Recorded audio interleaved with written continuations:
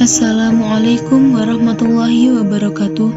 Saya Safira Ardilia Mufidah mengucapkan terima kasih yang sebesar-besarnya kepada Ibu Nilna yang telah memberi kesempatan yang kedua untuk saya untuk memperbaiki tugas ujian akhir semester 1 ini.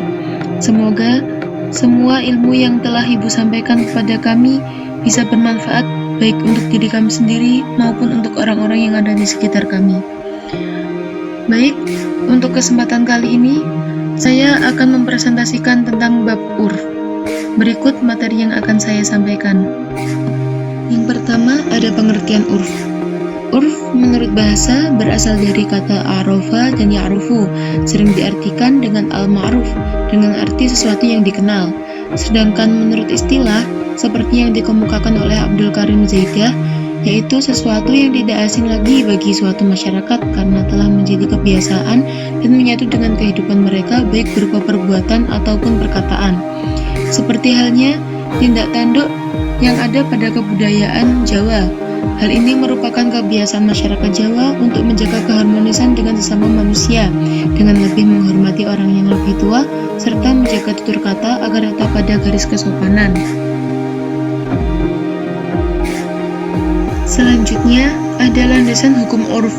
Landasan hukum urf sendiri yaitu Quran Surat Al-A'raf ayat 199 yang berbunyi, "Jadilah engkau pemaaf, dan suruhlah orang mengerjakan yang ma'ruf atau al-urfi, serta berpalinglah dari orang-orang yang bodoh."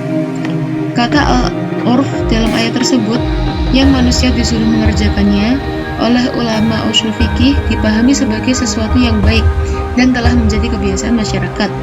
Berdasarkan itu, maka ayat tersebut dipahami sebagai perintah untuk mengerjakan sesuatu yang telah dianggap baik sehingga telah menjadi tradisi dalam suatu masyarakat. Ayat di atas tidak diragukan lagi bahwa seriusan ini didasarkan pada pertimbangan kebiasaan yang baik pada umat dan hal yang menurut kesepakatan mereka berguna bagi kemaslahatan mereka. Selanjutnya, macam-macam urf. Para ulama ushul fikih membagi urf pada 3 macam, yaitu yang pertama dari segi objek, yang kedua dari segi cakupan, dan yang ketiga urf dari segi keabsahannya dari pandangan syara. Macam urf yang pertama yaitu dari segi objeknya. Dari segi objeknya sendiri dibagi menjadi 2, yaitu al-urf al-lafzi yang merupakan kebiasaan menyangkut ungkapan dan al-urf al-amali yang merupakan kebiasaan yang berbentuk perbuatan. Al-urf al-lafzi yaitu kebiasaan masyarakat dalam mempergunakan lafal atau ungkapan tertentu dalam mengungkapkan sesuatu. Seperti contohnya yang ada di Jawa adalah kata iwa. Iwa pada bahasa Jawa itu arti sebenarnya adalah ikan. Akan tetapi pada kenyataannya orang-orang Jawa biasa menyebut daging ayam yaitu iwak pitik, yang artinya daging ayam. Yang ada juga iwak sapi yang artinya daging sapi, dan seterusnya.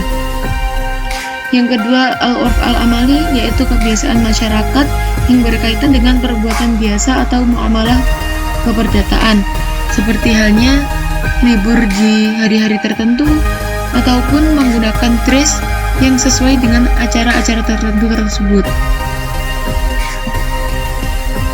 Yang kedua, dari segi cakupan. Dari segi cakupannya sendiri dibagi menjadi 2, yaitu al-urf al-am dan al-urf al-hash.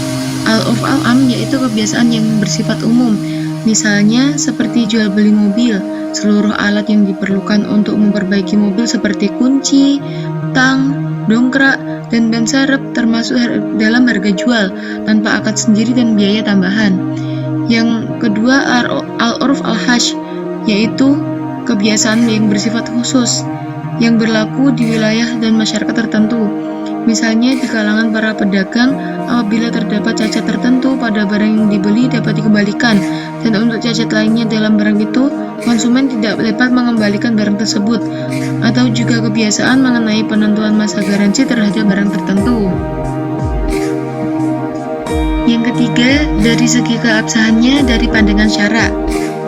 Hal tersebut juga dibagi menjadi 2, yaitu al-urf al-syahih dan al-urf al-fasid.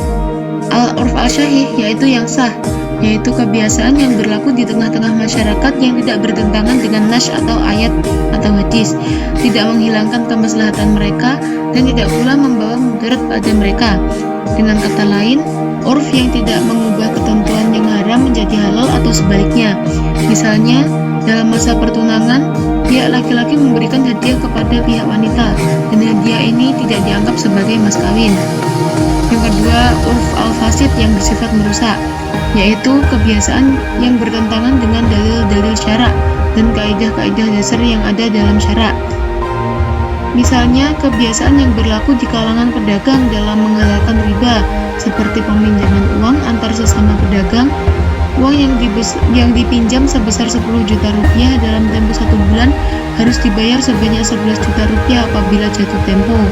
Berarti, utang tersebut mengandung bunga yang ada di dalamnya yang biasa disebut dengan riba. Dari semua penjelasan yang sudah saya sebutkan di slide sebelumnya, ternyata urf sendiri masih memiliki permasalahan. Urf yang berlaku di tengah-tengah masyarakat ada kalanya bertentangan dengan nas, yaitu ayat atau hadis, dan ada kalanya bertentangan dengan dalil syarak lainnya. Dalam persoalan pertentangan tersebut, para ahli usul fikih merinci menjadi dua hal, yaitu pertentangan urf dengan nas yang bersifat khusus dan pertentangan urf dengan nas yang bersifat umum. Yang bersifat khusus sendiri, apabila bertentangan urf dengan nas yang bersifat khusus menyebabkan tidak berfungsinya hukum yang dikandung nas, maka urf tidak dapat diterima. Misalnya, kebiasaan di zaman jahiliyah dalam mengadopsi anak, di mana anak yang diadopsi itu statusnya sama dengan anak kandung, sehingga mereka dapat warisan apabila ayah angkatnya meninggal. Urf seperti ini tidak berlaku dan tidak dapat diterima. Yang selanjutnya, pertentangan urf yang bersifat umum. Menurut Mustafa Ahmad Al-Zarqa, apabila urf telah ada ketika datangnya nas yang bersifat umum, maka harus dibedakan antara urf al-lafzi dengan urf al-amali. Apabila urf tersebut adalah urf al-lafzi, maka urf tersebut bisa diterima, sehingga nas yang umum itu dikhususkan sebatas urf al-lafzi yang telah berlaku tersebut, dengan syarat tidak ada indikator yang menunjukkan nas umum itu tidak dapat dikhususkan oleh urf. Misalnya, kata-kata sholat, puasa, haji, dan jual beli diartikan dengan makna urf kecuali ada indikator yang menunjukkan bahwa kata-kata itu dimaksudkan sesuai dengan arti etimologisnya. Yang terakhir, ada kedudukan urf. Para ulama usul fikih sepakat bahwa urf yang sah yaitu urf yang tidak bertentangan dengan syariat, baik yang menyangkut dengan urf umum dan urf khusus, maupun yang berkaitan dengan urf lafaz dan urf amal, dapat dijadikan hujah dalam menetapkan hukum syara. Sekian dari saya. Apabila ada kurang lebihnya, saya mohon maaf yang sebesar-besarnya. Wassalamualaikum warahmatullahi wabarakatuh.